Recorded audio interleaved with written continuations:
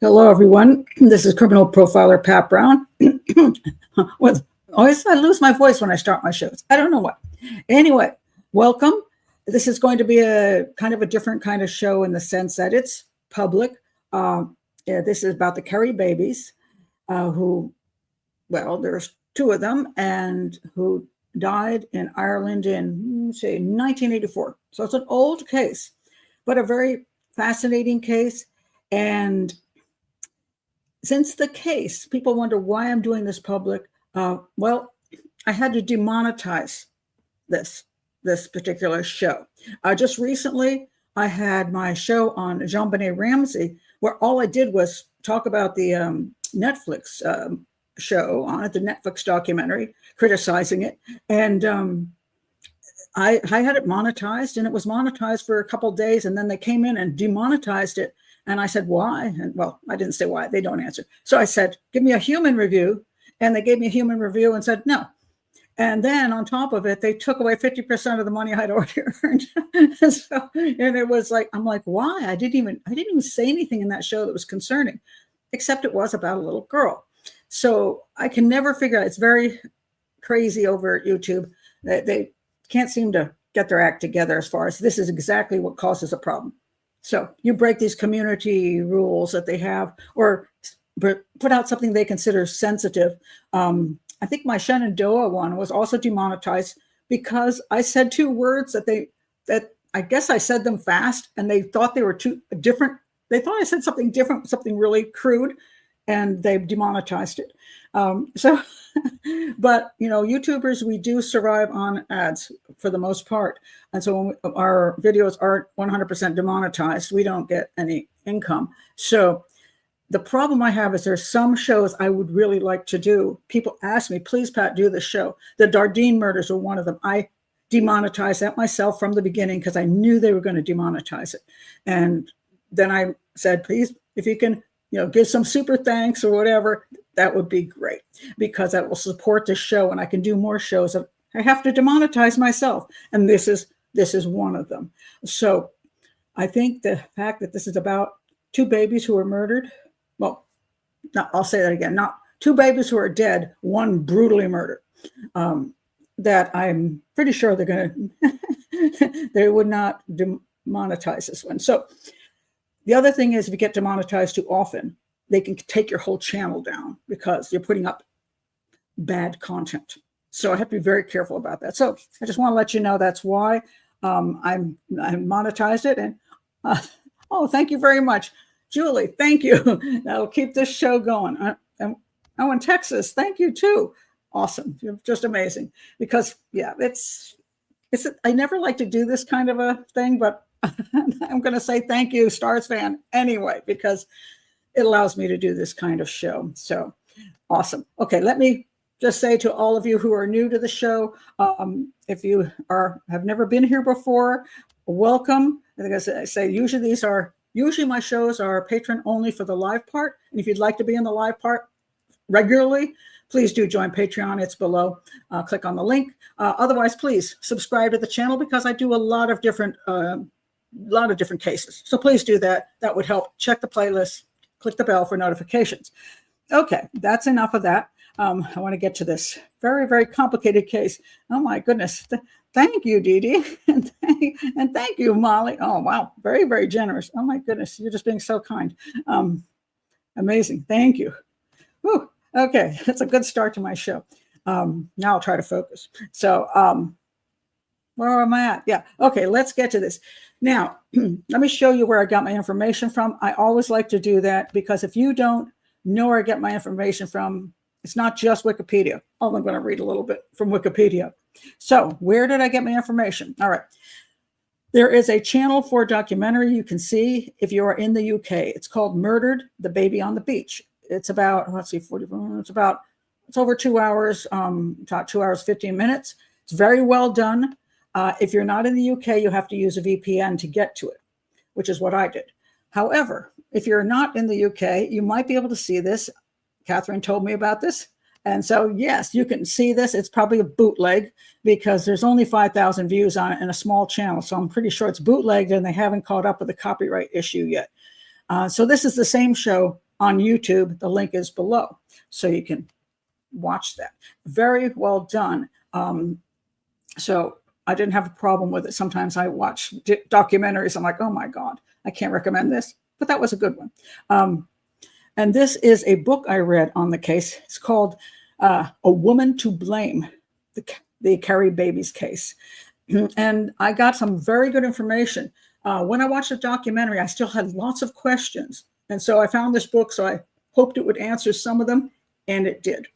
Some of the stuff that they left out of the documentary, and I'm not sure, sometimes they do that because they have an agenda.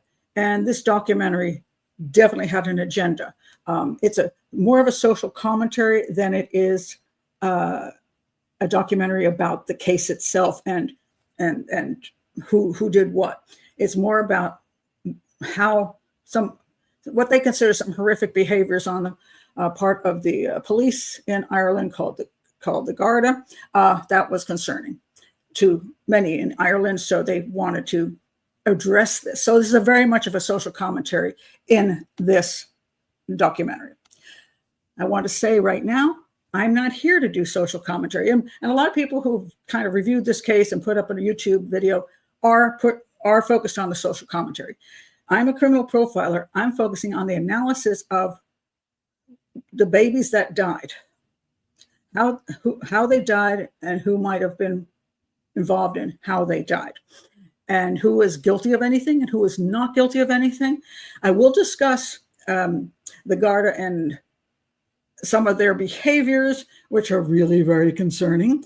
But I'll also talk about some of their behaviors that I did not have a problem with that other people do. So that's what I'm going to be doing. All right. So let's see. I want to read you just a small paragraph from the beginning of Wikipedia so you can get if you've never heard of the case, you can get a basics on it. It's very complicated, and I'm going to probably go back and forth on some notes. So hopefully not too confusing, but you never know. This is a live show, and I'm not editing it. So the Kerry Baby's case was a 1984 investigation by the Gardai in County Kerry, Ireland. Okay, let's let you know, in case you're not from Ireland, you know where the place is. All right. So that's Ireland, and down at the bottom there to the left is Kerry, County Kerry. All right. It was an investigation into the killing of one newborn baby, and this would be this baby, and he's been named Baby John. Baby John, the killing of Baby John, which was unquestionably a brutal murder, and the alleged killing of another, and that would be Joanne Hayes' second child, not her daughter, but the one she was pregnant with, that she did have, and then it did not live. And there's the guards believe she killed it, prosecution believes she killed it, and most people believe she did not kill it. It was stillborn, and she just was panicked and hid the baby. And this is where the whole thing gets this is why the whole thing went the way it did in this investigation. So we have definitely murdered baby, questionably murdered baby, and maybe not murdered at all. So, and this has been a subject of a 3-part 2023 Channel 4 documentary, Murdered Baby on the Beach. The mother who concealed the second baby, Joanne Hayes, was arrested and charged with the murder of the first baby, of which she was erroneously thought to be the mother. And you're going to say, if you're not familiar with the case, how the heck can that happen? Well, her baby, when they came to her, was missing. And this baby had been found. And hers went missing about the time this baby would have been born. So there you go. And I'll get into all of that.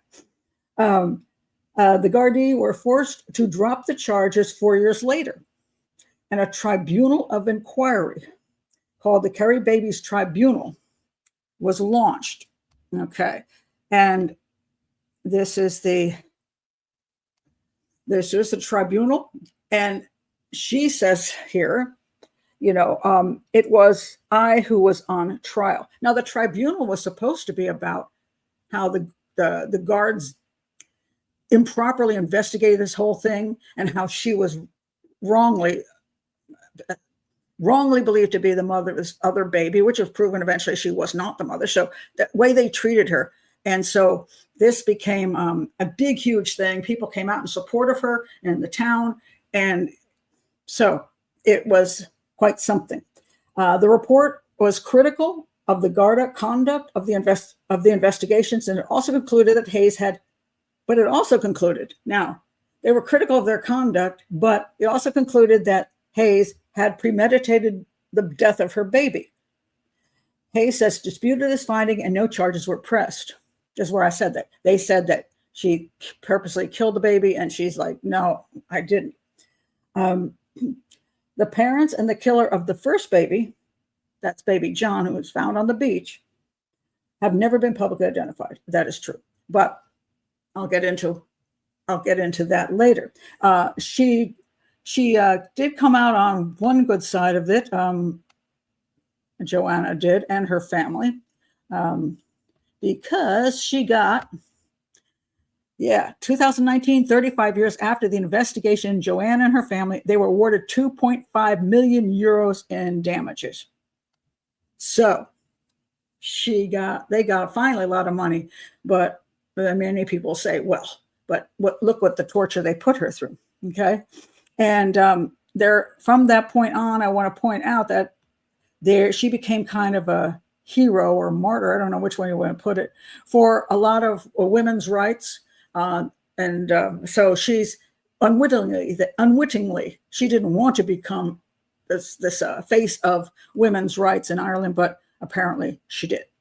So that's the basics of, well, that's the beginning. Now we're going to get to, let me tell you a little bit about the boy who was found on the beach so you can know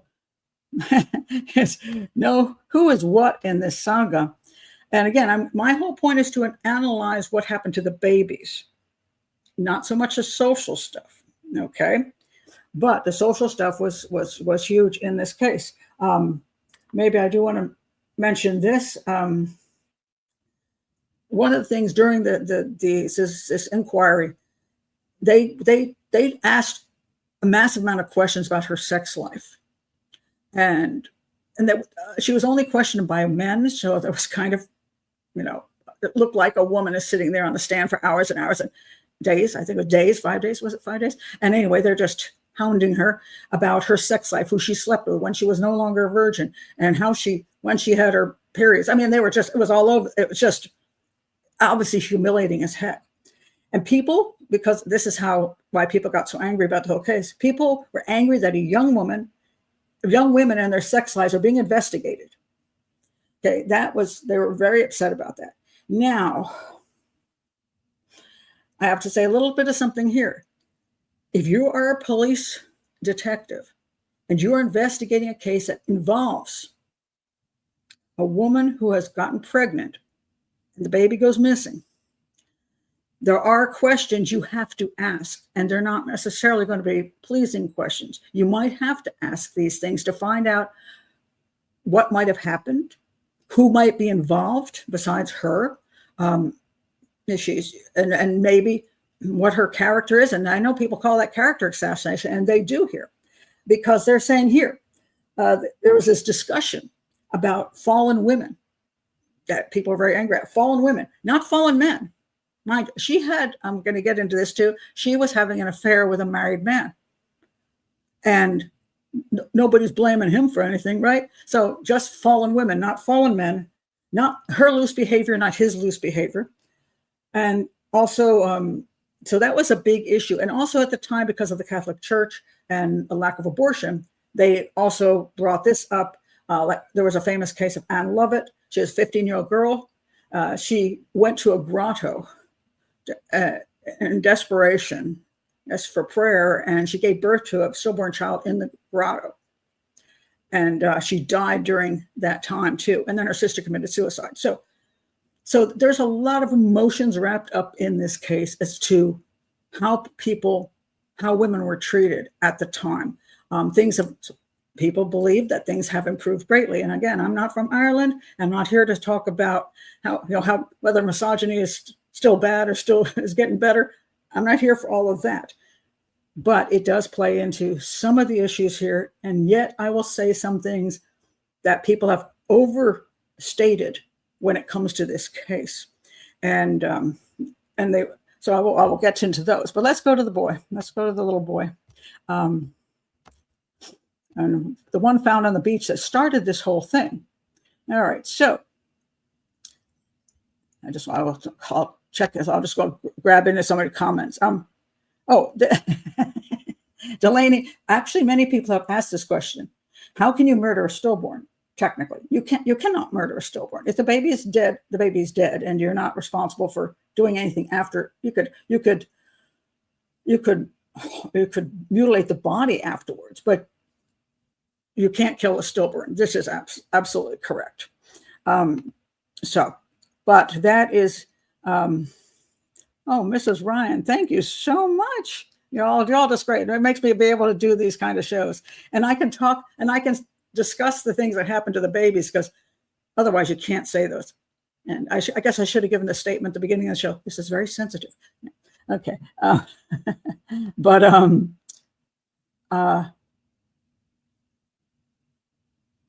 Okay, let me go to the baby. All right. The baby on the beach. All right. So now what happened here? All right. On April 14th, 1984, a newborn baby boy was found dead on the beach. Actually, I think in these rocks, with a broken neck and 28 stab wounds. That baby was, well, it had been in, it was murdered. There's really no way to get around that. It was murdered. It was discovered on White Strand Beach here.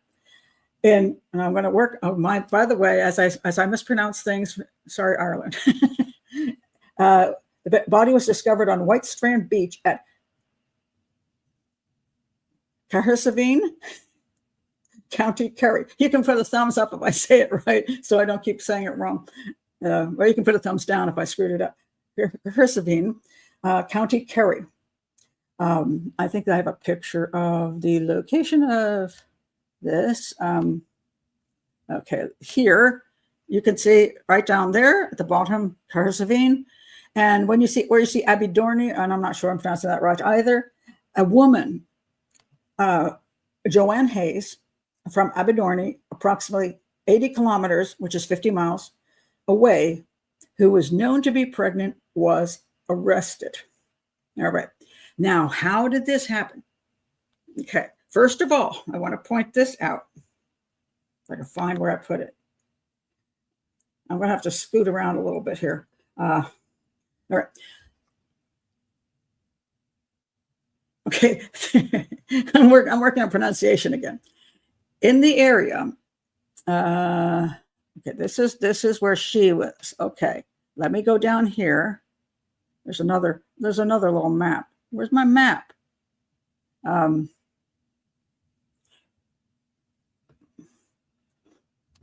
There it is. Found it. Okay. In Tralee, that's where actually Joanna Hayes was working along with her married boyfriend in a gym, and there were 3 women in the Tralee area who had given birth. 3 women. So first of all, people say the police zoomed right in on Joanna for no reason whatsoever, but because she was, a slut, because she was having an affair with a married man. Yeah, that kind of thing. They didn't do that. It wasn't the reason. There were 3 women. They're looking around. They're looking in the area, trying to find out who could have been involved, right? There were 3 women, and right at this area, right at where the beach was, they didn't seem to find anybody. They looked there, but they didn't find anybody. So they're at Tralee, and there were 3 women who had given birth. Yeah, okay. Now here's the problem. 2 of them, they had their babies. The third one, which was Joanne, she had gone to a hospital, and she was bleeding, and she supposedly had a miscarriage. However, the hospital said it wasn't a miscarriage, and the baby didn't exist. So when you're looking for somebody who brutally murders a baby, you obviously going to look for the person who doesn't have had a baby and doesn't have it any longer. I mean, that's just common sense. So this thinking is okay for what the police did at this point in time. So the guards were not just honing in on her for no reason whatsoever. Okay. She was a woman who had a baby and the baby's missing. Okay. Now, she got pregnant by her married boyfriend. Okay. She had the baby, and she and her daughter, the first time. Okay. So she was the first time let me read you a little about her background, just so you know about her, because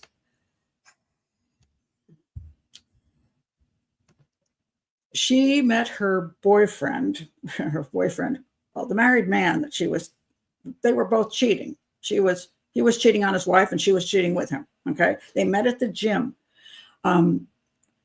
Everybody at the gym knew they were having an affair. It wasn't a secret. His own wife showed up, and they had words. So it was kind of a mess. And the wife they already had a child, she and her boyfriend. So they had a child. And then she gets pregnant and has his child too. So, is this my picture of him? Oh, wait, sorry. I'm looking for my other picture. Where's my other picture? There they are. All right. So this is the guy at the gym that she's having the relationship with. Now, so she gets pregnant and has this baby. And they don't go into great detail about how much he's paying attention to this baby or how much his wife is pissed off about this baby. But anyway, she gets pregnant again. Now, her family, it's very important to point this out, that the family was actually very good about that first baby. Because they make a big deal about, one of the things they make a huge deal about is how, because of a lack of abortion, women have to go ahead and have babies, and their families not disown them and send them away. This was not a case. In this case, this was not true. There she is. She's still living with her family. They have a farm. Here's just the Hayes family farm. So they have this farm, and she's living there with her family. She's got a sister. I guess her mom is there, and she has an auntie there who's a nurse, by the way. She's got brothers and a couple brothers and a sister. So they welcomed the child into the family. So she's extremely fortunate, because she was messing with a married man, and they still had her stay in the family with the kid. Now she gets pregnant again. All right. Now, some historians have blamed the family for what happened. They said they might have forgiven her the first time around, but not the second time around. So she might have hidden the pregnancy from the family because now she wasn't going to get the wedding. And why do you say she's not getting the wedding? Because her boyfriend dumped her. He had a second child with his wife, and had no intention of leaving his wife. He was having his cake and eating it too. And she finally, I guess, figured out that he wasn't going to show up. So he's a bum. But, so she's pregnant with a second child.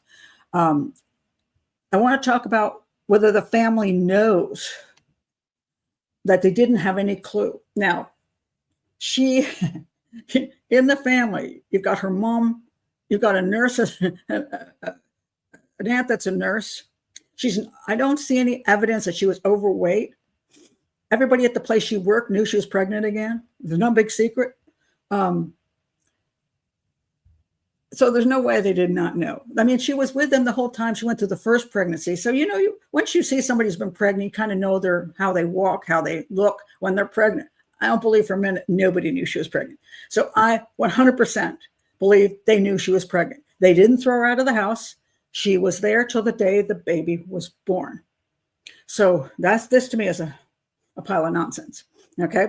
So now, another thing I want to point out, because this is on my page right now, historians have criticized the guards for having the gall to consider her a suspect. Really?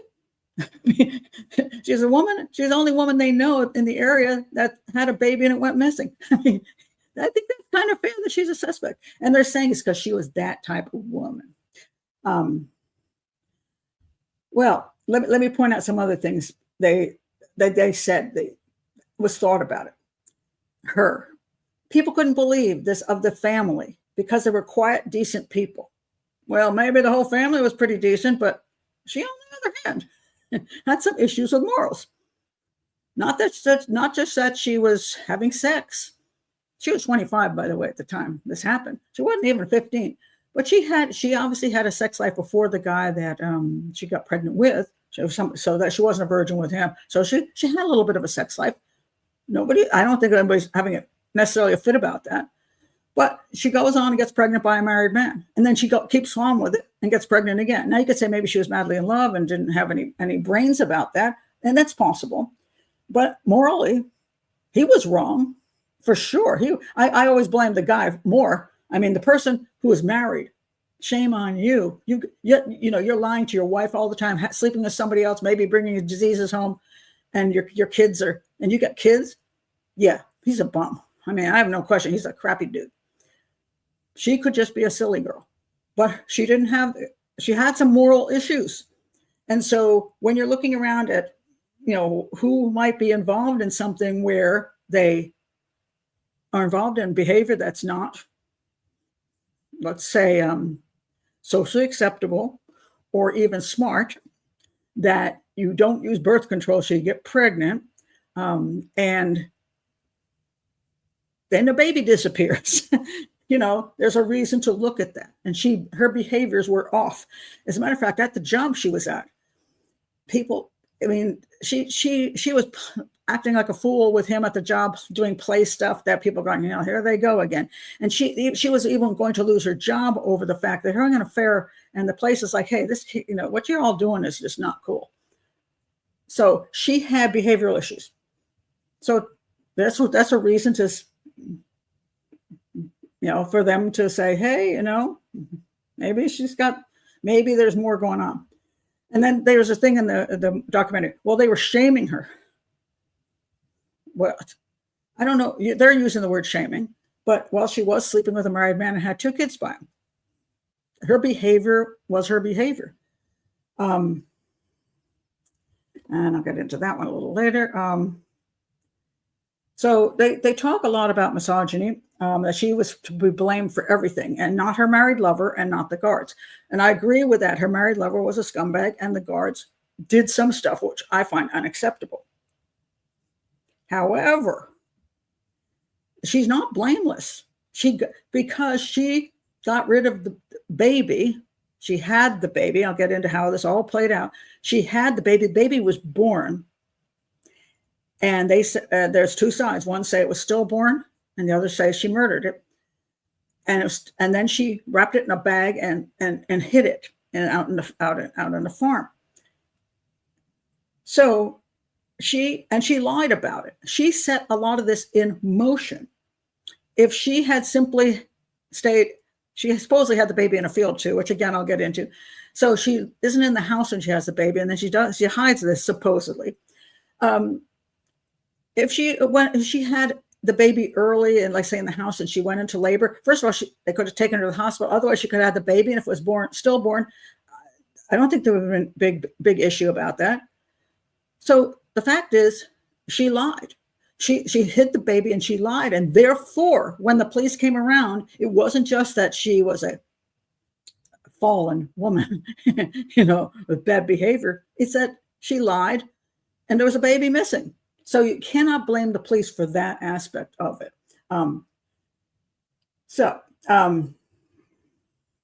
Now, let's see what else had happened.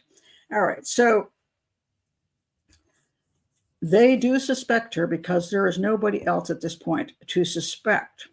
Okay, so they bring her in for questioning. Now, let me mention who just gonna check the comments for a sec here, and then I will. There are many of them. Oh, thank you very much, Hilda. Oh, thank you. I'm glad you love the channel.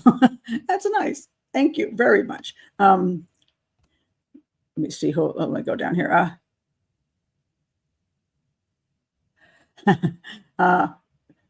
You're talking about religious affairs and child sex, church sex abuse. Yeah, I try to avoid things that are highly political and religious, just because it becomes out of control on channels.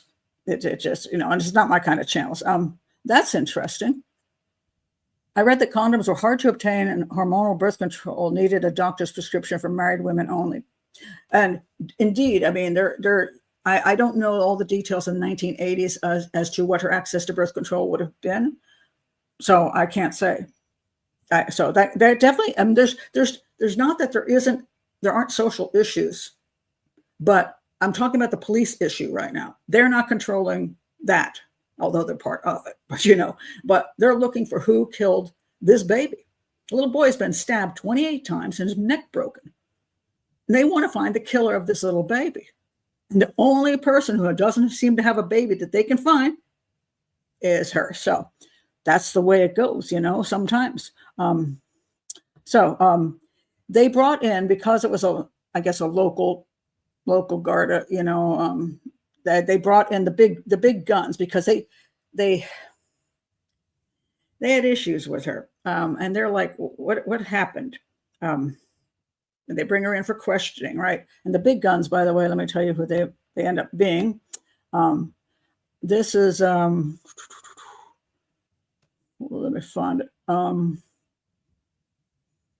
These guys, it's the Gardai Technical Bureau, and they bring in the murder squad. Okay. And they did a lot of stuff with terrorism and stuff like that. So they were like rough fellas. And these guys feature prominently. John Courtney is the one that sort of ran the whole business, and Jerry O'Carroll, he is in this documentary, and he basically is trying to defend himself through the entire documentary, because he's the one that did the interrogation of her. And I believe other detectives interrogated the others, but he interrogated her. So, Joanne, now, what happened when they started interrogating her? Okay. And again, why are they suspicious of her? I think, wait a minute, let me see if I got this. I can't remember where they brought her in and then they brought the other guys in later. I'm not quite sure who did the first one. I watched the whole documentary, but there's so many details I've forgotten some of those. But anyway, she was questioned. An hour into questioning about the supposed miscarriage, she said she had a miscarriage. So an hour goes by. Did you have a miscarriage? Yes, I did. Yes, I did. Yes, I did. Okay. Then she changes her story and says she had the baby standing up in a field alone. She panicked, put the baby on some hay, and went back into the house, and did not return to the baby until the following morning, when she found it dead. Okay, let's start with this issue right here. She could have had the baby in the house. There were people there who would help her. Why is she out in the field? When the tribunal decided she premeditated a murder, I have to say, why is she out in the field? I know we'll read a little more about that later, but she went to the field to have the baby. She didn't stay in the house, even though they had to know she was pregnant. I say, I don't believe for a minute they didn't know she was pregnant. And if she said, even if she hadn't told them, she's starting to have, contractions and all that, she could easily tell them, I messed up again. I'm having this baby. What are they going to do at that point? She's going to have the baby. And she's got an auntie as a nurse who could help deliver the baby, which actually there was when you see some of the confessions of the family, she supposedly did help inside the house, but that's where the whole thing goes crazy, that she had the Kerry baby. I mean, she had the baby John. But let's go back to the field. So she says she's in the field and she has the baby alone. Then she panics. Now, I don't know. I looked for, I wanted the actual interviews. Now, mind you, there's no video camera. So a lot of problem with these interviews is somebody's writing that crap down. back in 1980s, which is why so much of this is suspicious. What she exactly said, I can't be sure. And I don't know what she said in the tribunal either. I did find a link supposedly to the tribunal records, but then they were no longer available. So I'm getting this information from a number of places, but from the book, especially this is coming from the book, which is very pro her. So that was the best I could get. If it's very pro her, pro Joanne, they're more likely to be not fudged in the direction of the police. So anyway, she goes out into the field to have a baby. She says she panicked, put the baby on some hay, and went back into the house. And she didn't return till the following morning when she found the baby dead. Now, she's had the baby, supposedly. Standing up, the baby comes out, or she helps pull it out, or whatever. The issue, I don't see any issue about the placenta here. She's standing up. Did the placenta come out at the exact same time? Or did it happen later? What did she cut the cord? Did she eat the cord? What is it? And that's a little sketchy there. But she puts the baby on some hay.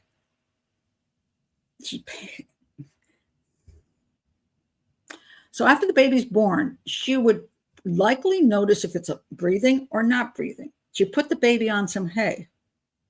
Then she said she came out the next morning and found it dead. Okay, so was it dead when it was born, or did she make it dead?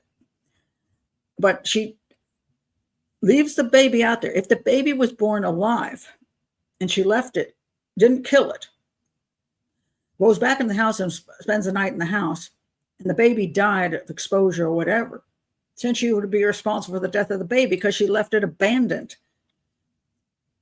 Or, the whole story is a little shady, but anyway, this is the story she tells the police. So now they have her saying she finally admits she didn't have a miscarriage, which they already pretty much knew from the hospital. But she says, I went and had the baby in the back in the field. The detective asked where the baby was, and she said she flushed it down into the septic tank. So the detective said they'd send a team out to find the baby, and there was no baby in a septic tank. So that wasn't true. So her first lie was she didn't have a baby. She had a miscarriage. The second lie was she put the baby in a septic tank. That wasn't true. Then she said she had lied. And she changed her story again. She said, okay, yeah, you got me. I did lie. The baby's not in a septic tank. And she would now tell the truth. She said she put the baby in a brown bag and put it in a pond of water. And then she drew a map to where the pond was. Now, historians claim that they didn't do much of a search because they knew it was her, and they went and looked, didn't find a baby in a pond. Okay? So that's why they still think she could be the one. Her baby might be baby John found on the beach, stabbed to death, because she's changed her story 3 times. They don't know what the truth is at this point. All they know is she had a baby, and the baby's dead, and the baby's hidden. Where was it hidden? As she said, in the septic tank? No. Was it hidden, as she said, in a pond? They couldn't find it. Or could it have been chucked into the water and ended up on the beach? Okay. There was another little twist here. Some people were upset that she was blamed just because there was a fertilizer bag near the baby on the beach. And they have fertilizer bags on the farm of the same sort. So again, there's one more thing. It says, maybe, although the fertilizer bag's never been proven to have anything to do with the baby, but still it was near the baby on the beach. So why was it there? Don't know. But again, it matches something from her life on the farm. So here's why. So now at this point in time, they didn't find the baby. They make this determination. I think that's when they brought in the big guns, that they're going to bring the whole family in and they're going to interrogate them all. All right. Now, this is where everything gets a little sketchy. Okay, let me check on your comments before I go to the sketchy part. Not in the fertilizer bag. No, not where they eventually found it. No, that's not so. Oops, sorry, hold on a second. Lady Jane says, I don't believe that story for a minute. It's not as though it's her first child or that she's a teenager. This is an excellent point.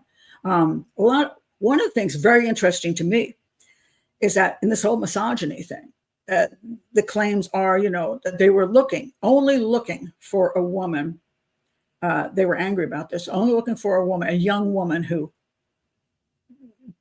got pregnant because she had bad behavior. But not once did I ever see in this whole documentary this issue, which is more interesting to me if you're going to go for misogyny. They never talk about the possibility that baby John was killed by a man. They keep looking, nobody brings that up, and I find that funny. I mean, generally speaking, when women have unwanted babies, they don't stab them 28 times and break their necks. They just smother them or just dump them, put them in a plastic bag, and dump them. That's the usual way. This baby was brutalized. That to me does feel more male than female. Now, so I would come up with two possibilities here. One is, generally speaking, now again, we have to keep all the options open when you're looking at a crime. Could it have been a woman who's psychotic? Yes. Maybe a homeless woman living in the wild someplace, and she has a baby and she's doesn't know, she's psychotic, thinks it's the devil, and she stabs it up and breaks its neck and chucks it in the water. I'm okay with that theory, but they never brought that theory up. I don't know why they wouldn't say it. If it's a female, it doesn't seem like just a young woman who doesn't know what to do with a baby. It seems more like it would be a psychotic woman. The second possibility is that it's a male. That after the baby was born, this baby was found 3 to 5 days. I see two different things. 3 to 5 days old when it was killed.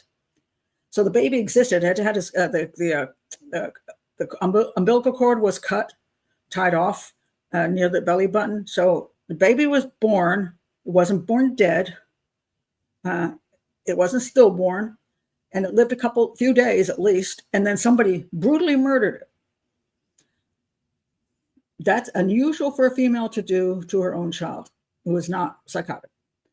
Usually that's a male thing. And of course, some people bring out maybe it's a satanic thing.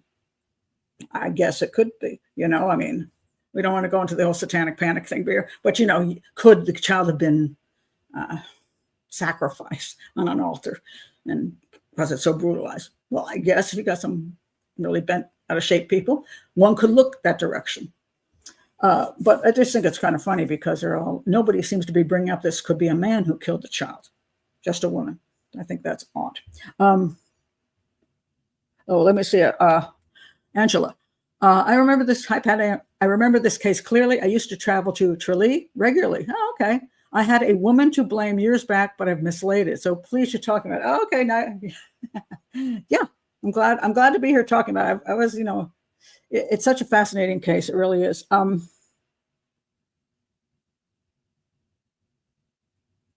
Okay. I know it's possible, but her family admitted falsely to dumping the baby on the beach. So I think that's why the police thought they were both hers. Okay, now we're going to get into that weird thing. Okay, next part. So they come in, the big guns come in, and they question the whole family. And it amazes me because within 4 hours, they have confessions from everybody in the family. The brothers, the sister, the mom, the nurse, everybody has explained how this baby died. Or his baby was murdered. Not just died, the baby was murdered. And all of their stories match within 4 hours. Now, later on, they claimed that they were abused. And I don't know if there was any evidence, physical evidence they were abused, but they claimed they were abused. But they all confessed supposedly to the story being the same. Now, just so you can get a kind of feeling of the story, why this is so bizarre. So it's just freaking bizarre. So anyway, let me read you some of the story. All right.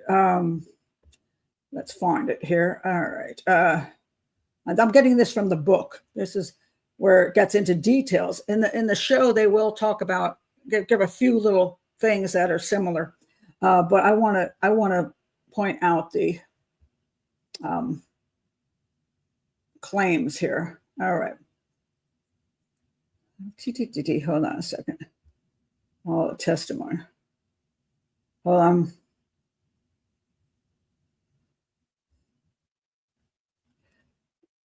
okay. There's a whole bunch of them. That's why I'm trying to find it. That's the one I'm going to read later. Okay. Hold on. Okay, here we go. I really want you to hear what they said more than just a snippet, so you can hear how bizarre it is.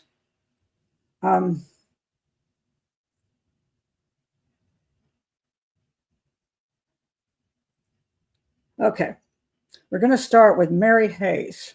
I think that's the aunt. Oh no, let's not start with Mary Hayes. There's a long ones. I'm trying to figure out which one to read to you.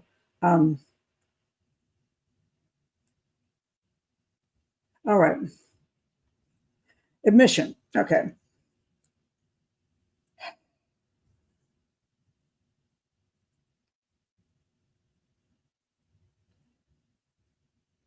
All right. Sometime during the night, this is one of the brothers, I believe, I would think, I was awakened by my sister Kathleen knocking on the front room window where I sleep. She asked me to come down quick. She sounded excited and she left. I got up, had a drink of water, and went down to the farmhouse for about 15 minutes. I met my mother walking out the boreen outside the house to meet me. She said we had big trouble at the moment.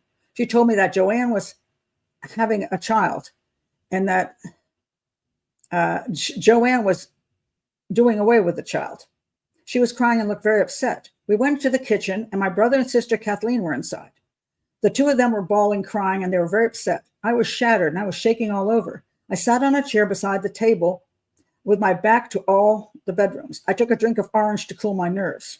I went up to Joanne's room. I met my Aunt Breedy, I think, I don't know if I'm pronouncing that right, just coming out of the room. She was crying and shaking all over. I stood at the door of the room. I saw Joanne lying on the bed with just a nightdress on. I saw the body of a newly born child at the foot of the bed. I have drawn a sketch of the room and what I saw when I went into the room. This is one of the brothers. Ned Hayes drew a sketch for the guards and showed his sister Joanne in the bed at the foot of which was a baby. The infant was lying face downwards, naked on the bed. I said to my sister, "Why in fuck's name did you do it?" I said to her that surely we could have kept the child and reared it. She did not answer as she was crying away. I went away from the door and went back up a couple of minutes afterward. I repeated what I said the first time, and she said she didn't want to bring shame on the family. She said that 6 months ago, her boyfriend, Locke, said they could go away together and set up house. I went down to the kitchen where there was a cup of tea ready. We all had tea. There wasn't a word spoken about it. I went out for a breath of fresh air for about 10 minutes. When I came back, my mother suggested that we would have to have some way of getting rid of it. We talked for about 3/4 of an hour of getting rid of it. I was in favor of burying it on the land, but my mother and Aunt Breedy weren't in favor of it. Aunt Breedy was in favor of throwing it in the sea. My brother and I went outside to get a plastic bag. My brother picked up a plastic bag from the gable end of the house.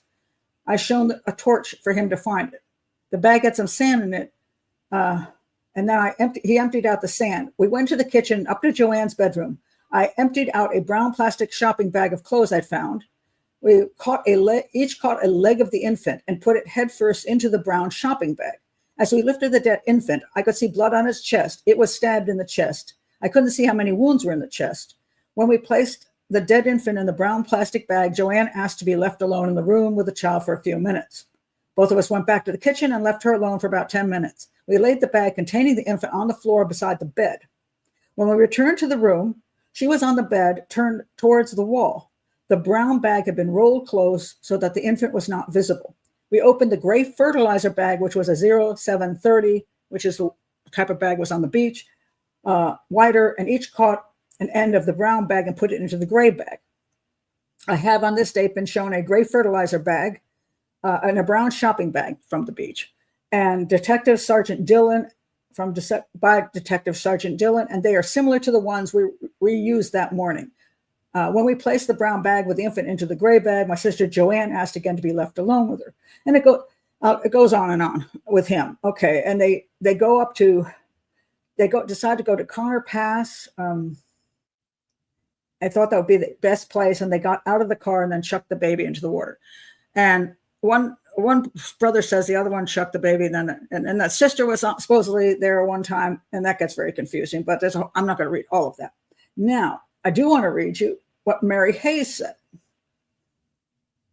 I remember Tuesday night, April 10th, 1984. I knew Joanne, my daughter, was ill as she was losing a lot of blood, and I knew she was about to have a baby. At about 2:30 a.m. the following morning, she had the baby in her room. Brady, Mike, and Kathleen were with her. After the child was born, Mike and Kathleen came down from Joanne's room to tell me in the kitchen about the birth of the child, and they left Brady alone with Joanne. About 5 minutes later, Brady came down to the kitchen to tell me to go quick and see the baby and Joanne. Kathleen and Mike came with me, and in the bedroom I saw Joanne lying in her bed, and the baby was at the bottom of the bed. I saw that the baby was dead, and his body was marked. I saw a white toilet brush inside the bed, and Joanne used that brush to beat the child. I then left with Kathleen to call my other son, Ned, who was in the bed above our other house, and then he came, and I said to Joanne, you have to bury the child. And Mike or Kathleen said, we will bury the child on the land. And then Mom says, don't bury the child on the land, dump the baby in the sea. So there you go on that. Now, let's see who else. Okay. Now, this is Michael Hayes. He's here, let's see, okay. He came in and saw this newborn baby on the bed. And Joanna, I don't know if they called her Joanna, had her arm around it.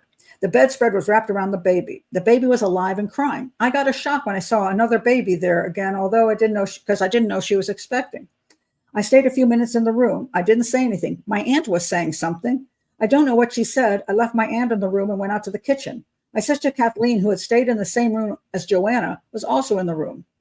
My mother, who slept in the room, had gone to Joanna's room. She was in the room. They were cross, so they're going out with a married man. Okay. My mother left the room and went to the kitchen. Kathleen then brought a toilet brush from the bathroom to the bedroom. She gave the brush to Joanna. Why would you bring a toilet brush to the bedroom? For what purpose?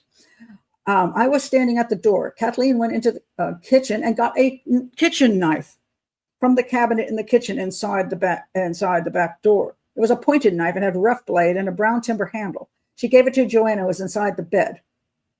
The baby was beside Joanna in the bed. I stayed standing. Then Joanna got out of bed. I saw her catch hold of the toilet brush in her right hand, and she hit the child on the face and the body a number of times. The baby was on the floor at this stage, as it had fallen off the bed when Joanna was getting out of the bed. Joanna put the baby up on the bed then. The bedspread was still around the baby, and the baby was dead. Oh, no, she also stabbed the baby in the chest 3 times, according to him. And then they put the baby in the manure bag and they took it away. Okay. And one more thing I want to, I'll just say that the aunt who's the nurse supposedly helped her birth the baby. Then she went and had tea and came back, and the baby had been stabbed to death by them. Now, oh my God. The stories have inconsistencies. People saying this happened, and this person says that happened. So there's a claim that the guards, the detectives who were interviewing them, didn't want them to be so exact that they looked like they were fabricated and just, copied. So they put in these inconsistencies. Their claim is that these people never said these things, and they wrote the whole thing up.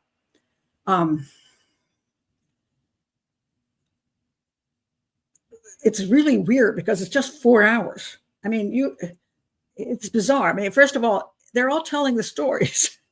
Supposedly, we have no video of it. So did somehow they relate basic things, and then within those few hours they went and typed up a whole bunch of stuff that was just, we'll put these side by side and do that? Very conniving. Did they do this for the purpose of getting a confession?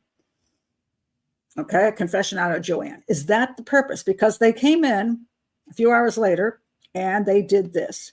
They came in and showed her the knife and the brush, and they told her everybody had confessed, and they showed her the confessions to get her to confess, and she did.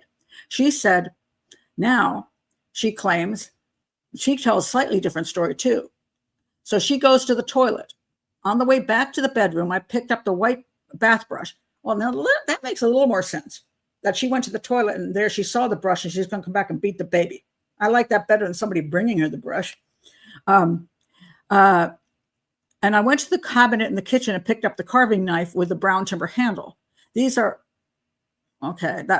Then she says, I went back to the bedroom and I hit the baby on the head with the bath brush. I had to kill him because of the shame it was going to bring on the family and because Jeremiah Locke would not run away and live with me. Then she says, when the body was found at Caherciveen, I knew deep down it was my baby. I was going to call him Shane. I'm awful sorry for what happened. May God forgive me. I have heard this statement read over to me and it is correct. I don't want to change any of it.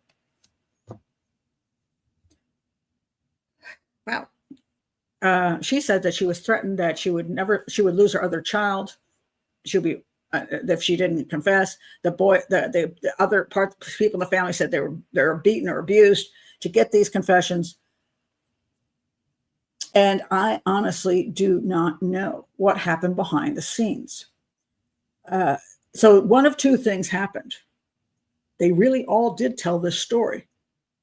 All had parts of the story that really, she had the baby in the house. She beat the baby. She stabbed the baby to death. And they're like, oh my God, what do we do? They put the baby in a bag and they decided to go drive away and dump the baby in the water, because that was what they thought was better than leaving it on the farm, which is not a bad idea, by the way. And sometimes it's better just to bury the baby locally. But if you known to be pregnant, then, if you look at the property first. So that was the story. And they thought that as far as the way the body ended up. So here's we going back to the beach area where baby John was found. There's baby John here. Okay, so we're going back to the beach area. It's lovely, by the way. It's very pretty here, except for when babies are ending up on the beach. Let's see if we got some pictures here. So there, okay, so that's where she lives. Actually, she lived, okay, White Strand, okay, from there, that's White Strand Beach is there.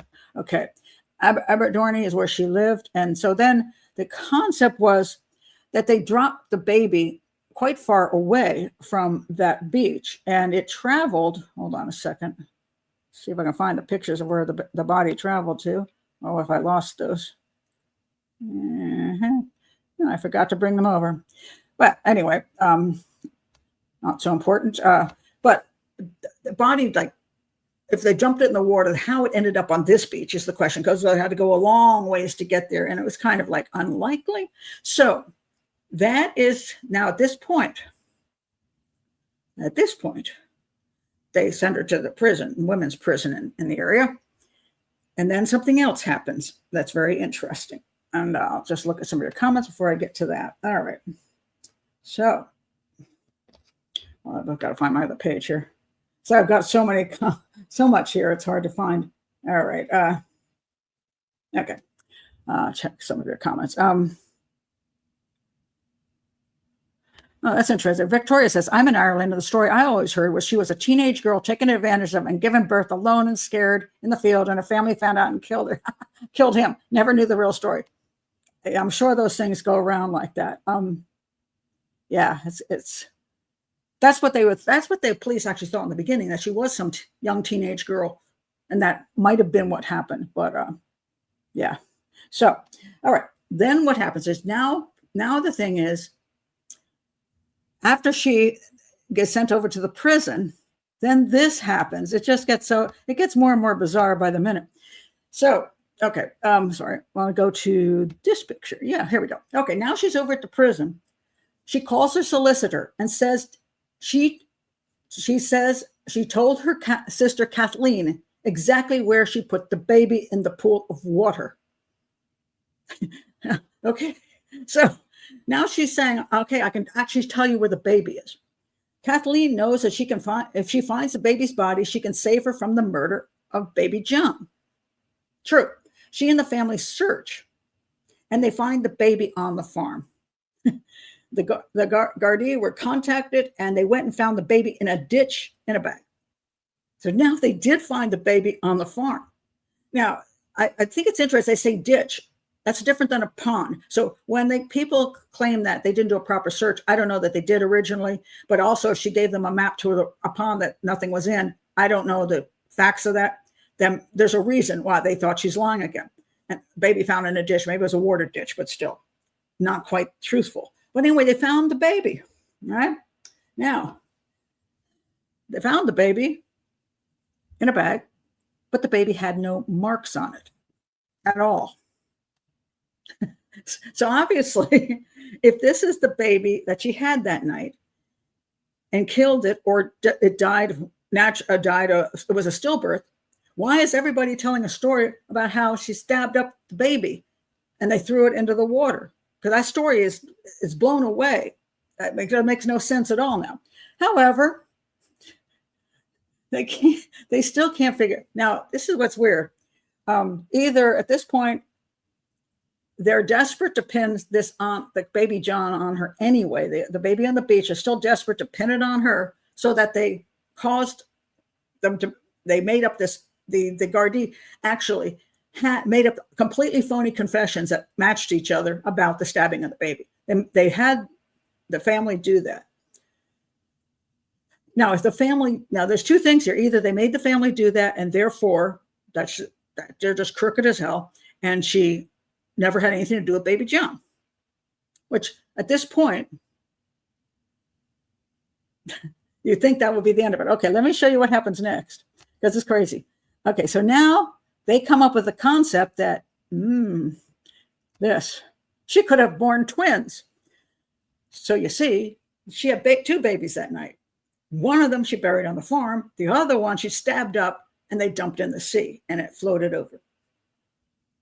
So this is their next thought. Now, ignoring the confessions, if they were all fake, let's say they actually believed those confessions and they weren't actually writing them themselves, the Gardai, is it impossible for her to have had a pair of twins? No, it's not impossible. Is it impossible to kill both twins? Yes. But on the other hand, why would you bury one on the farm and one toss someplace else? What's the point? Why not just bury them together, or both dump them in the water together? So it doesn't really hold water too much. Now, so then they did these blood tests, you see. So it turns out that the boyfriend over there on the right and Joanne both have O blood, and therefore she, how does this work? So they had the baby in the middle. Okay. Wait a minute, maybe this one. I'll start with this one. Okay. I'll start with this one. Okay. They both have O blood. And so they had the baby that was found on the farm. The one that was buried on the farm is clearly their baby, because it's got the blood is proper. Now, however, the baby John is blood type A, which is impossible for this baby to be their baby together. So now they're saying, well, maybe the other baby she had with somebody else, and she had sex with two men right in a row, and then those eggs got fertilized by two different guys. And that's why she had two babies from two different men. You see. Okay. But she smartly buried the babies that she had with the boyfriend on the property, but she tossed the other one into the water, and it ended up on the beach. And that was the baby from the other guy. Now, has this ever happened, by the way? Yes, it can happen. It's extraordinarily rare. Sometimes it's been happened with prostitutes, because they are literally going one after the other in some places. So, but it's very rare. And so, but that was one of their theories. Maybe that's what happened. The other thought that they had the other thing you could think about as far as the confessions go. If those confessions were real, well, then she had a second baby, and they dumped it. She stabbed it up. They dumped it in the water for her, and coincidentally, another baby was stabbed up in a very similar way. What a coincidence, you know? Well, there's already a coincidence in this case. We have her having a baby at the same time somebody had baby John. Her baby disappears, baby John ends up dead on a beach. But we already have a major coincidence. So could you go and say, oh, maybe it's a double coincidence? She had the second baby and it was stabbed up, but it wasn't baby John. You could go there. All right. But it's highly unlikely. But whatever it is, she is not. And the DNA finally proves, let's see what I got down here. Due DNA finally proves that she is not the mother and he is not the father of baby John. So finally, she's proven innocent of the murder of baby John. Now, so that's when it gets, she gets a lot more play out of being an innocent person. Okay. She's totally innocent. That, she's this poor put upon woman, young woman, and the police went after her and screwed her over. And then she got this huge payout. Okay. What the police did is very questionable. I wish I knew how that all worked out, how they came up with these similar things, because I don't believe there was a second baby. So why are they saying she stabbed up the baby when the baby was found without any marks on its body? How is that possible?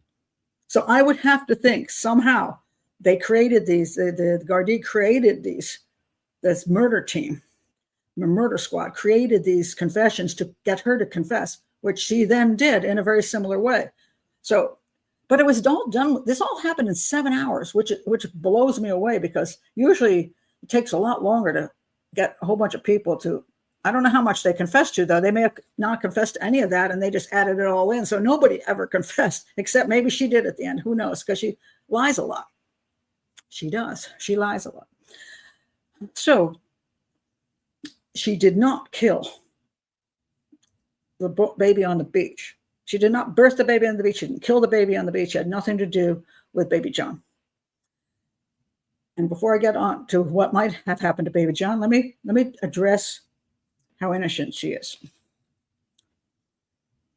As I said before, she lied. And that's what caused this whole thing to snowball, in the fact that the police then focused on her, because she was one of the only ones they knew in the area that had a baby that went missing, and lied about it. And then she lied 3 times or more, I don't know how many times, in the interrogation. So they kept thinking she's guilty of something. The inquiry says she premeditated the murder of the baby that was found on the farm. And so I want to address that before I go to the ending of who might be responsible for this crime. I agree. I do agree with the inquiry on that. I believe she did premeditate the murder of the death of her baby. I do. Why do I say this? All right. She said she had the baby in the field, and I believe her. I believe she did. And let me read you what her sister says. And this is, to me, just, hold on, I got to figure out where it is. You're going to hear the story of what happened that evening from her sister.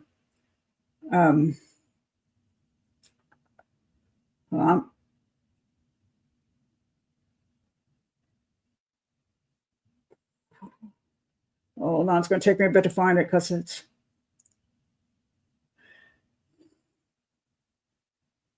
a lot. I have highlighted all these birth on the farm. Okay, here we go. All right.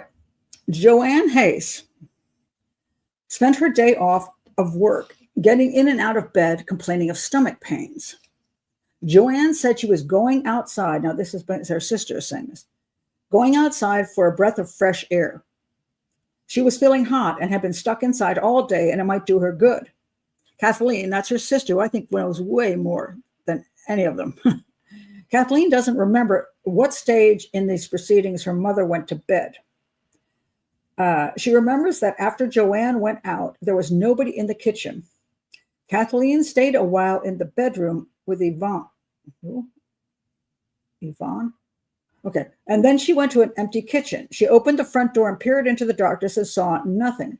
Called out to her sister and heard Joanne's reply from a distance that she would be back in a minute. Kathleen went back to the bedroom. Immediately, she heard Joanne come in. Immediately, which is kind of interesting.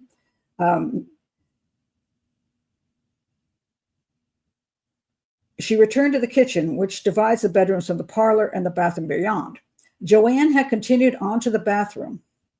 Kathleen saw drops of blood on the kitchen floor leading from the front door to the hot press, and then from the hot press to the door that led to the bathroom. Joanne came down the bathroom corridor now and appeared in the kitchen in a short-sleeved nightie. Over her arm was a blood-soaked nightdress. She said she had a heavy period and asked Kathleen if there were any sanitary towels. Now, mind you, I really pretty much, nobody knew, or they knew and just didn't discuss it with her. I think some of them had to know. Kathleen said she hadn't any. Joanne went on through the kitchen and down the other corridor to the bedroom. Kathleen followed her. Joanne found sanitary napkins and towels in the wardrobe. Then they lay down on the two sisters lay down, Joanne on the bed, Kathleen on the mattress on the floor.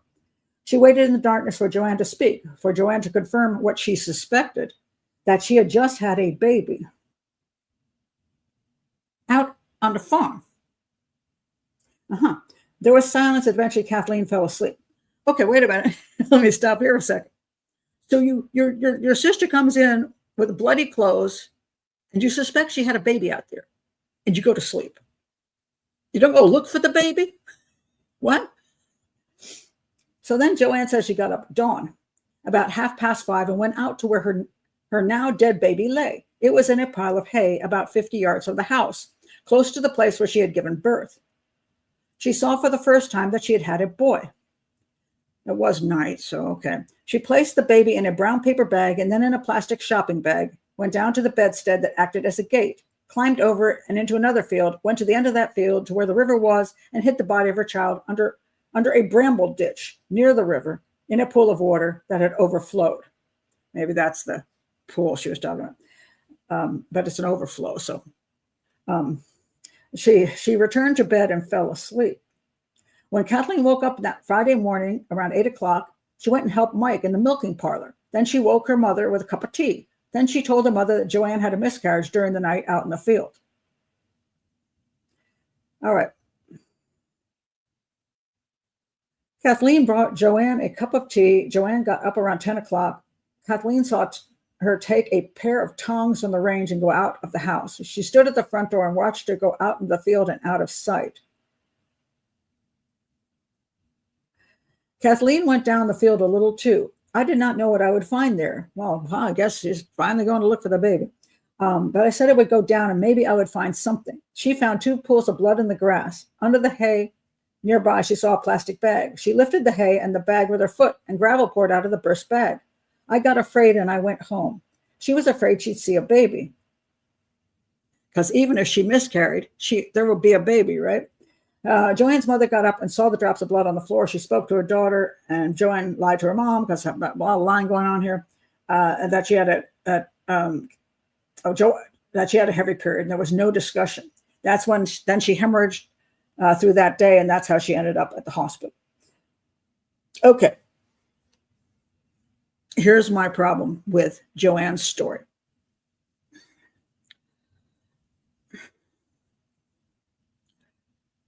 If some people will say nobody knew she was pregnant, and she knew nobody knew she was pregnant, or she thought nobody knew she was pregnant. So when she started to have the baby, or quote, a miscarriage, she decided to go out in the field so that no one would ever find out about it.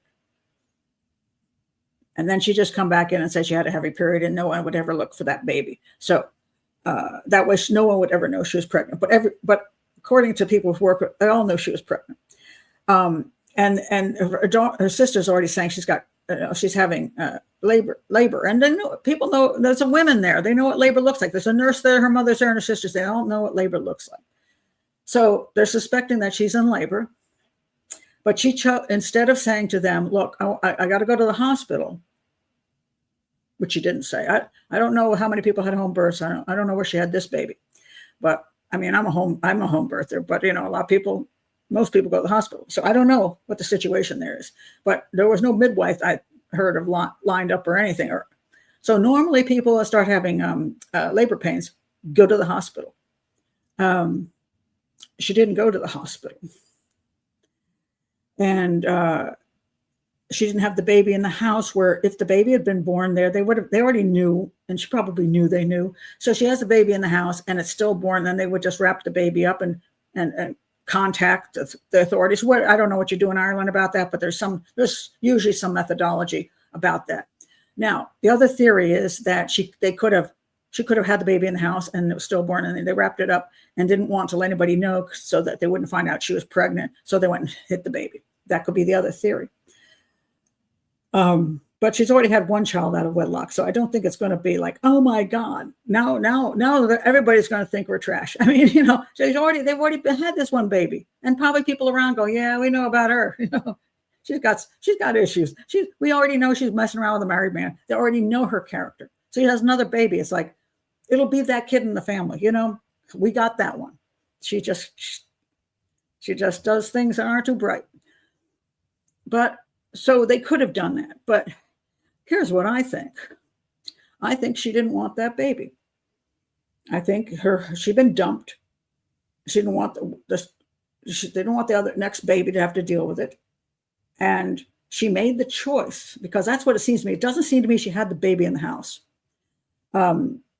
She made the choice to leave the house and go have that baby outside, because she then could eliminate that baby with hopefully nobody finding out about it or finding out what she did, or she can claim it's a miscarriage, because nobody's going to see her have the baby. That way, nobody can stop her from doing whatever she wants to do. She says she doesn't know whether she smothered the baby by accident. She doesn't know what happened when the baby is born, is what she claims. She said she could have, like, by pulling it out, she might have strangled it. There's no evidence of that she might have smothered it. But, you know, smothering a baby is the easiest way that people get rid of a baby they don't want to deal with. They don't stab it up. They just smother it. And it's so easy to do. And you can't see that in an autopsy. That's why there's sometimes SIDS issues. Did the child die of SIDS, or just was a child smothered? And sometimes there's many women who've gotten away. The women who had real SIDS babies, it's the worst thing in the world. But there's a bunch of women who are Munchausen syndrome by proxy who kill their babies over and over again by smothering them, and they don't get caught because they assume it's SIDS. So sudden infant death syndrome. Hey, you know, you came in and found your baby dead, or did you? You know, so it's very easy to kill a tiny baby. Very easy. I don't think she wanted the baby. I think since everything had crashed and burned around her, she just wanted to eliminate it and go on about her business. And that's why she left the house, left the family, left the sister who would have helped her, left the aunt who would have helped her, didn't go to the hospital. And she knew what was going on. So once she went into labor, she knew what was happening. So if you look at the two possibilities, if somebody could say, well, no, maybe she did have it in the house. Everybody's lying about that. They didn't. What baby wasn't stabbed up. But again, if everybody knew she was just having a normal birth or miscarriage in the house, nope. I mean, theoretically, she could have had the baby, and then the auntie walked out of the room and came back, and the baby was not breathing. Theoretically, it's possible that they all told the story to the detectives, and each one of them told basically a story about how she had the baby and then the baby was dead, and then they added in the stabbed up part, possibly that she just, you know, either they were out of the room and the baby died naturally, or she smothered it and when they came back in, the baby was dead. But yet she says she had the baby in the field. And her sister says she has a baby in the field. And this is where I find it hard to believe that those two made up that story when it makes a whole lot more sense than the other one. So if she left the house, and so I'm not saying that she's guilty, but I'm going to say there was evidence that her life was falling apart. She said she didn't want to shame the family. Maybe she doesn't want to deal with it. I said, maybe she did think it would shame them. I don't know. but I find that hard to believe. So and the family said we would have taken care of the kid. So they actually said that. So did she just not want this kid? She's been dumped and she doesn't want to. She thought she was going to get married and they were going to raise the two kids together. And it wasn't going to happen. Did she want another baby in her life? So instead of staying in the house, instead of going to the hospital to ensure the baby safety, instead of staying in the house at least and having people help her, she chooses when she thinks she's going to have the baby to go out into the field, because that way that baby doesn't have to come back in the house alive. That's what I think happened. That's the most likely story. I'm not saying it did happen. I'm just saying if I had to theorize, that's the most likely story. So how innocent is she? I don't know. But I can say from her behaviors that she's had, the lies that she's told, I can't put it past her also to choose to eliminate the child. Because she might have a personality disorder, for all we know. I don't know, because I haven't been able to determine that kind of thing. But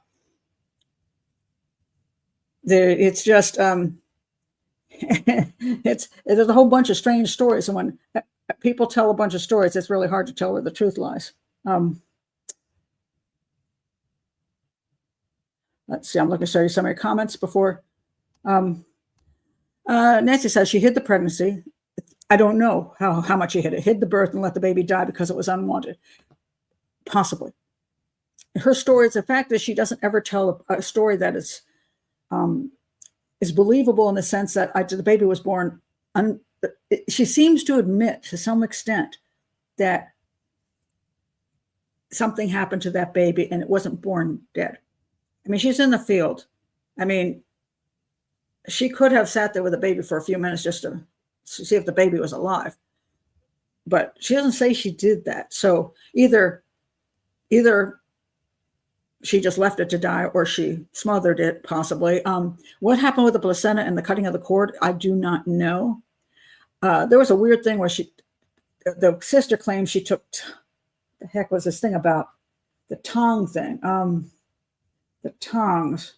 I don't know how she cut the cord or what happened with the placenta, that whole thing. I don't know. But where was the thing? Oh, Kathleen brought Joanne a cup of tea. Joanne got up around 10 o'clock. She saw her take a pair of tongs and go out of the house into the field. Now, why is she taking tongs into the field? This just makes very little sense to me. Now, these are the tongs. I'm thinking these are tongs you have in a kitchen. These are not the ones where they would have these back in the 80s, not the fancy ones now that have the I don't know what's on them, the material that's on them that keeps them from burning, and they're soft. These are actually very freaking sharp. My question is, when people tell stories, sometimes what they do is they take a part of the story that's true, but they move the time of it. I can see no reason why she would take tongs to the field after the baby's already dead and she's putting it in a bag and dumping it. Why does she need to take tongs to the field? It makes more sense that happened the first time. When she went out at night into the field, she took the tongs. The tongs are something you could use to cut the umbilical cord with because they're actually quite sharp. And that that would be premeditated in the sense that she's going to have the baby in the field and cut the cord, and then whatever else happens. So I found that a very strange comment. Kathleen comes off as sketchy. Yes, she does. And she's her sister. And they're the two girls. You think she would know a lot more, and I think she did know a lot more. So for something, well, with the tongs, there was no. I get what you're pointing out. That's actually smart. Yeah, if you're having a forceps delivery, you do have tongs like that. However, unless somebody was in the field with her, if Kathleen went to the field with her, and she laid down in the field, and then Kathleen put the tongs in there and grabbed the baby's head and ripped it out. But there were no marks on the baby. And sometimes forceps delivery end up with a kid dying because of the pressure on the head. I don't think that the tongs would have been used in that sense. I think it's the cutting edge on them that she may have just wanted to clamp the cord. But again, we don't know. But that's a good point. Maybe she didn't want to touch. Maybe. Yeah, it's hard to say with her. You have no idea. Maybe the placenta was stuck with it. Oh, that's a good point. Okay, wait a minute. Interesting thought. That's a good thought, Patricia. Maybe if she did take the tongs the next day, she thought she'd go back out to the field and shove the tongs up her and pull on the cord and pull the placenta out. I think that's possible. Although I just would use my hands myself, but because usually the cord is not going to be. The cord was supposedly, well, actually, interesting you say that. Hold on a second. The cord was fairly long on the baby when it was found. So it's possible that it got sort of stuck up there. And so she thought she could stick tongs up her and pull it out. Interesting. It's possible. I think that's, obviously I'm not trying to figure out all the major medical issues concerning this kind of thing. But I think that's a good thought. So if she didn't use it the night before, then maybe she did use it for that. I kind of like that. I don't know what I'd say, putting that tongs up me, but she's already done a bunch of strange stuff. So maybe that's good. I like it though. I like it. Yep. I use her hands. That's hardcore. Yeah, I had an unattended home birth at home, so I kind of come to that way. Pulling out babies. Normally you don't pull the baby out. Normally you just have the baby come out, I mean, unless the baby's stuck, which is then unfortunate. Let's see.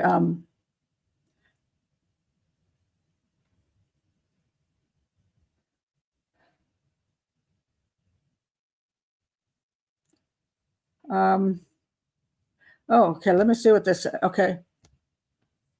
Catherine says, in the documentary, it says that the baby's body had started to decompose. So they couldn't give a cause of death, but they could only say that he hadn't been strangled, which is odd. Okay, yes, this is true.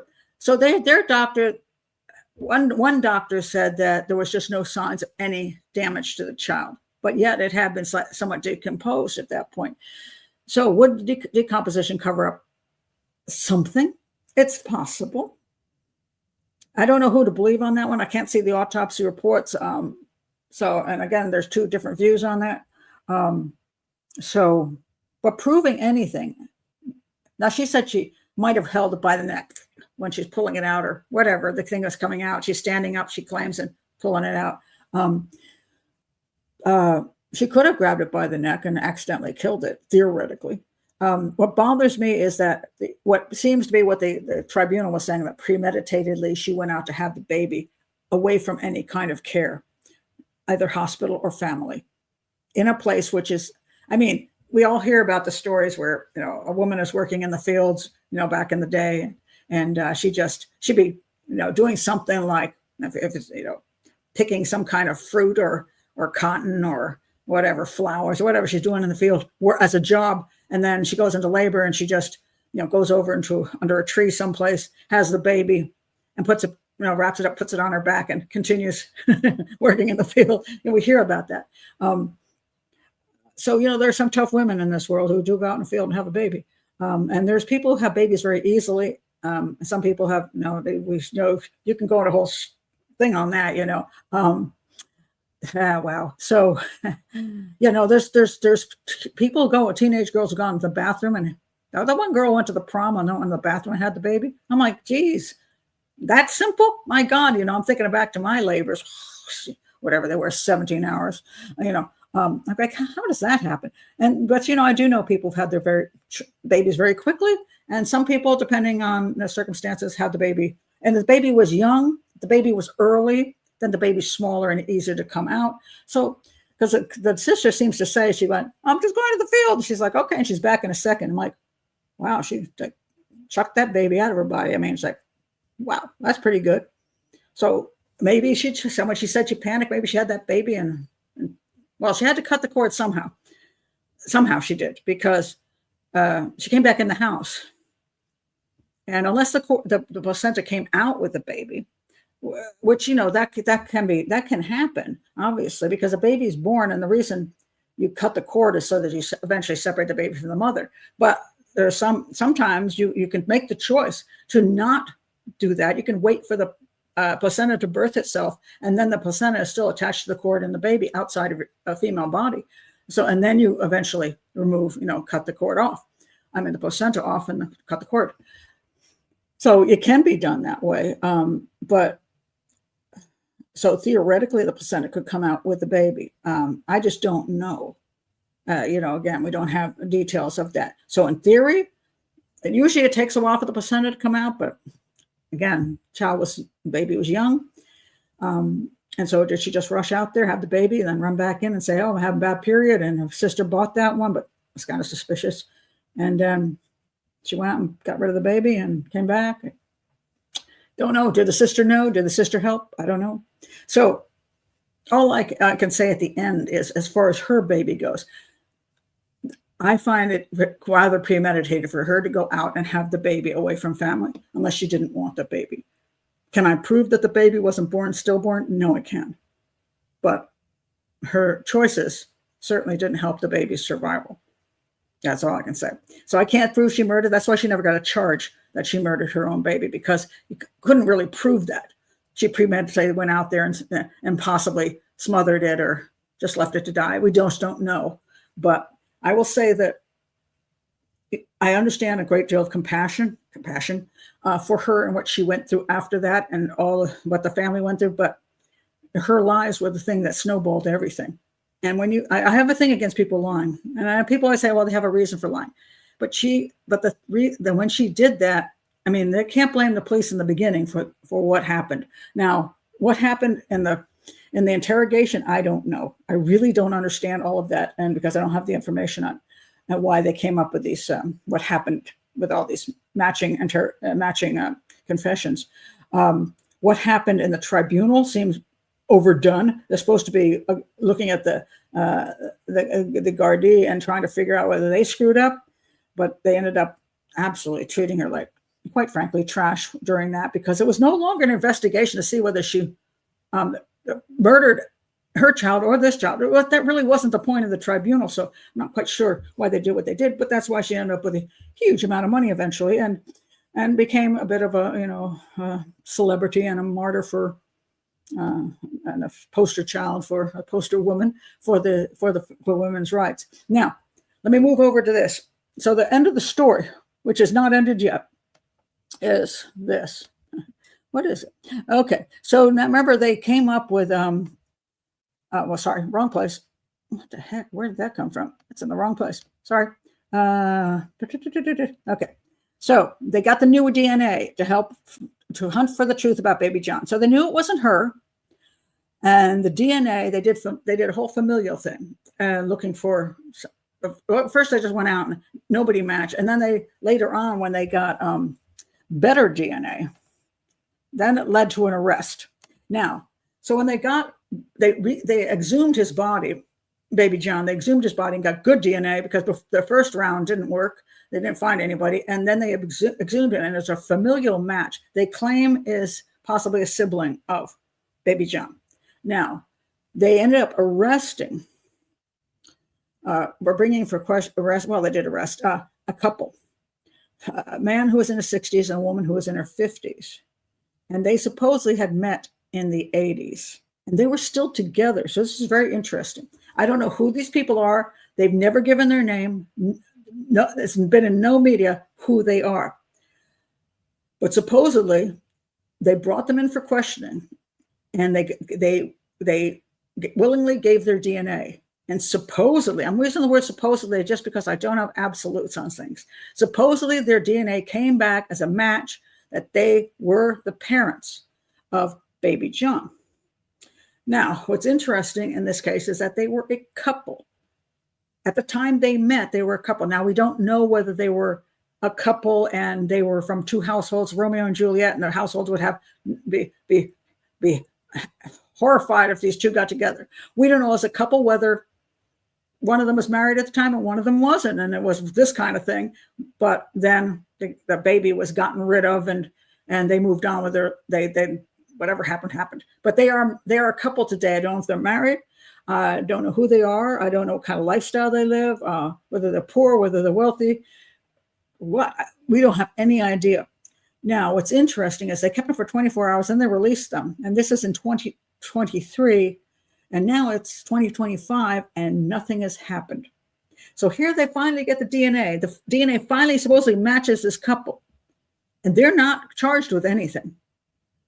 Why are they not charged with something? I mean, their baby, they're the parents of a baby found murdered on a beach. And clearly, it seems to me, unless there's some big investigation going on, they're getting all their ducks in a row and it's going to take another year. Did anybody know the woman was pregnant? So that when the baby didn't appear, nobody questioned because they didn't know she was pregnant. They didn't know she had a baby. Therefore, baby John was 3 to 5 days old. She had the baby for some period of time, or somebody had the baby. So unless nobody knew she was pregnant, then that's why she was never suspected. But I don't know, where were they? Did they leave the area so nobody was even around? But yet the baby's body was found there, and so they were in the area too. Now they're in the area. They're still in the area where the baby's body is, as far as I know. How close to where the baby's body was on the beach, I don't know. But so they got their solicitor, and here's what the solicitor is pretty funny, because here's what he says, and a lot of people jump on this, and I'm going to point this out. As a solicitor questions arrest, a DNA match doesn't mean murder. Okay. So in other words, what he's saying is he refuses to answer most questions, but he doesn't say if the DNA matches his clients. He won't say that. He won't say if his parents really are the parents of the baby, but he'll say a DNA match, if that makes them the parents, doesn't mean they killed the baby. It doesn't equal murder. However, it does equal something. And I don't understand why they haven't been arrested for something. I mean, they had a baby and the baby disappeared. You would think that they would do something. Obviously they're hiding the baby disappearing from the police and from everybody else. A baby appears 3 to 5 days after on the beach. This baby appears stabbed to death. Now, either they stabbed it to death, one of them, and dumped the body, and they know darn well that that's their baby. And in spite of them knowing that that's their baby, they didn't save this woman from being all that crap that went on for so long. They never stepped forward and say, oh, look, okay, I did it. It's not her. I'm the parent, or we're the parents. We did it together. They didn't come forward. Let's say possibly that some people say, well, what if they gave the baby away to someone they trusted? Okay, if I give my baby, I'm in this town, I give my baby away to somebody because I don't know, they are to take care of it. And it shows up dead on the beach. I'm going to know it's my baby. It's probably my baby. Now, theoretically, could you do, if there's a young person let's say dad took baby away and said, we're going to give this away to somebody in a parking lot, and it ends up dead. They don't think dad killed it. He said, no, I gave the baby to the gypsies, and off they went with the baby. They'll raise it perfectly fine. And so when this baby shows up dead on the beach, they're like, well, it can't be my baby because daddy gave away to the gypsies. And then when she was charged, all the stuff went around about her, they still did not put the dots together. Is that possible? Yes, it is possible. It's possible that the woman, if the baby was removed from her, or she thought she couldn't take care of it, even though she had this guy in her life, because we don't know what the whole situation. If she couldn't take care of it and gave it to somebody, she really believed that somebody had left the area, so there she wasn't going to see the baby ever again, and they were going to go off to some other area of Ireland or whatever, and therefore the baby's not here to be this baby. Is it possible that the person would just think, it can't be my baby? I guess so. That's possible. Here's my problem with some of that. Whoever killed the baby brutally killed the baby. And I again say, I don't think it's a female unless a psychotic female. I think it's more likely a baby murdered by a male. So let's look at the possibilities how you would murder the baby if you were a male in this situation. One possibility is daddy takes the baby away and says, I'm giving it to this wonderful couple.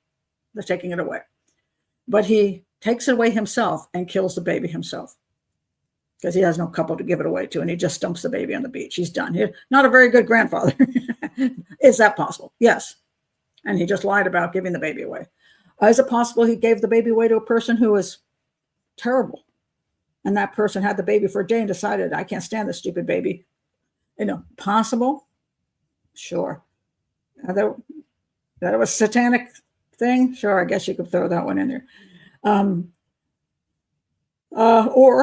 Or the couple's together, and the male partner in the couple doesn't want the baby. They had the baby, freaked out, got angry, like the boyfriend who, usually it's boyfriends who kill babies, but they were maybe just a boyfriend at the time, killed the baby, and she forgave him. And he said, well, I just lost my temper. Possible. I mean, these are all things you can throw out there. What I can tell you is that they need to be explaining that. They supposedly are not explaining to the police how the baby disappeared. She came up with at least something that, they could check into. I don't know, maybe she did come up with something. We just don't know about it. Or he came up with something. I don't know. Maybe they just can't get enough to prove that they personally hurt that baby. So to me, they should be charged with obstructing an investigation, at least. But again, if she says, my dad took the baby away and was giving it away to a nice couple, and I just thought the baby was gone, then she wouldn't be obstructing an investigation, because she would just be an innocent young woman who didn't have a clue. So that's possible. So I don't know. I don't have an answer for this, because there's so little information on it. But maybe the police do know what most likely happened to this baby. But there are no charges as of this point. Whether there ever will be, I don't know. But somebody brutally killed that poor little boy. Yes, he was not. No, he was free from injury. There was no obvious injuries to that baby. Doesn't mean he wasn't smothered, or even possible. There was just no obvious injuries. Hold on a second. I've just lost my spot here. Who just?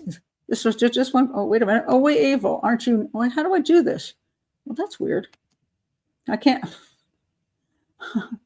Oh, we evil just gave me 20. I can't find the thing where we. Hold on a second. I'm going to go back up here. Oh, there we are. I don't know. It's hard to get this up on the screen sometimes. Thank you very much. That's very kind of you. Thank you for laying out the complicated circumstances. Did my best. There was so much information. I was trying to figure out how to present the information in a live show, as opposed to, I say, there are people out there who do very, very posh, fancy types of YouTube things where it's a 2-hour YouTube thing, and it's got everything's edited and spliced together beautifully, and they probably spend a lot of time putting those together. And yeah, it's not me. So it's a little harder to throw it all out here in 2 hours and not make it 100% confusing.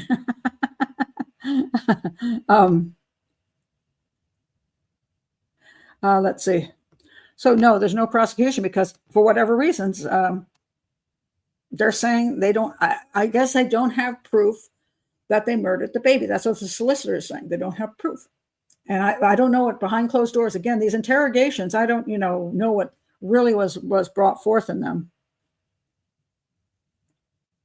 No, they're not like a wire hanger. They're tongs. You do that. I showed you a picture.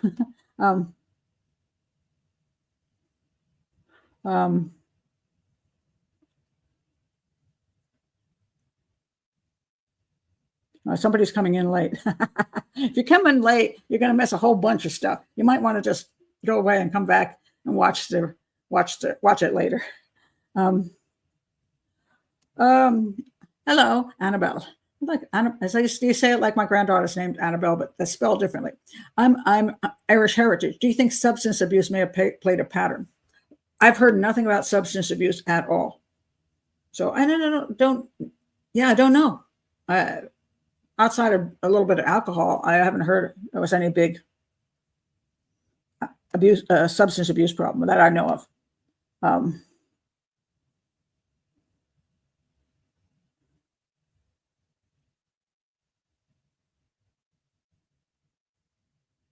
No one's forgot the couple's baby. Well, they did actually forget about the couple's baby for a really long time. until they got the DNA, but they still have to prove something. I guess that's the issue. I don't know.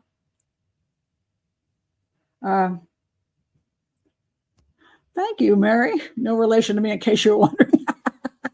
Thank you, Mary. And I didn't ever think you were related, but he could have been, you know. That's funny.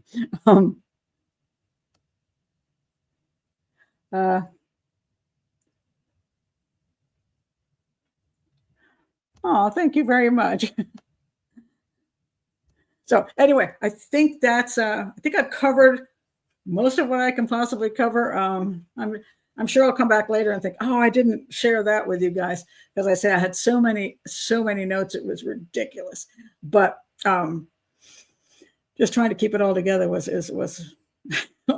like, right, just too much notes. I had a ridiculous sum of them. So, but anyway, I think most of it I got to you, and I hope you understand the case. And again, as a, you know, I'm a profiler. I'm not here for, you know, to do social justice stuff, do social commentary, especially for another country, because not my country. But the police part was very, very interesting to me. And I say the way some of the police were accused of things I thought they had no reason to accuse them of, because that's the way you have to conduct an investigation. You do have to go where the leads take you, and that went to her.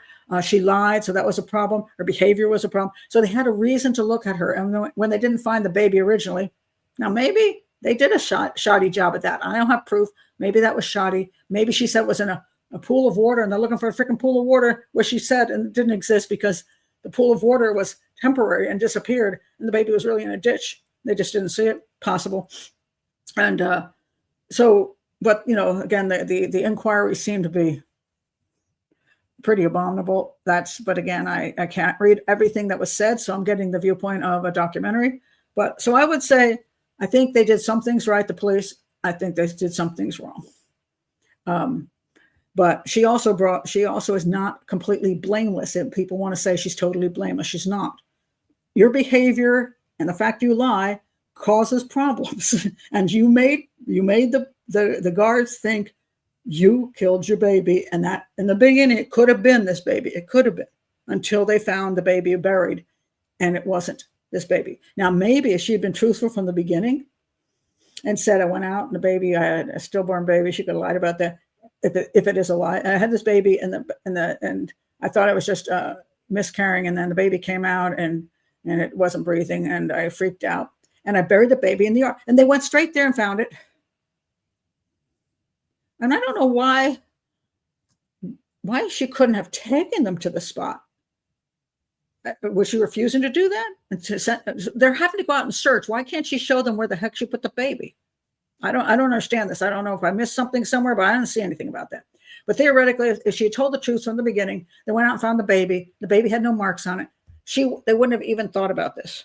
But because she lied enough times before they found the baby and they brought the family in, if the family did tell any stories about knives, her stabbing up babies, then they would have a reason to think this way until they found the baby, you know, unmarked. So there's a lot of convoluted stuff here, but I think there's a lot of blame to go around a whole lot of people.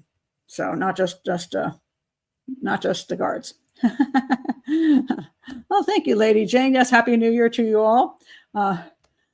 Thank you. I'm glad you liked it. So I appreciate that. And again, if you're new to the channel and still here, please do like and subscribe. Keeps the channel going. And if you'd like to be in the chat room, normally, because I do 2 shows a week that are almost always patron-only lives, and you can join for $5 a month, and supports an educational channel. And also, every one of my videos after the live is done does go public, so you'll never miss anything, no matter. You don't have to pay anything to see all of my videos. My videos are here to educate, so I don't want to hide them, you know. So, and if all of you here today who are patrons, I'm not sure if the hangout this week is going to be on Wednesday or Thursday yet, but I'll figure it out. So anyway, thank you all for being here. You were all a great crowd. I didn't see any problems, even though I don't have a moderator. So I was really pleased. I mean, you know, that's why I normally do have patron only, because I like a good community. And sometimes when you do open lives all the time, it gets very dicey. And Don't want to deal with that. So anyway, thank you again for being here, and I'll see you guys in the future. Bye.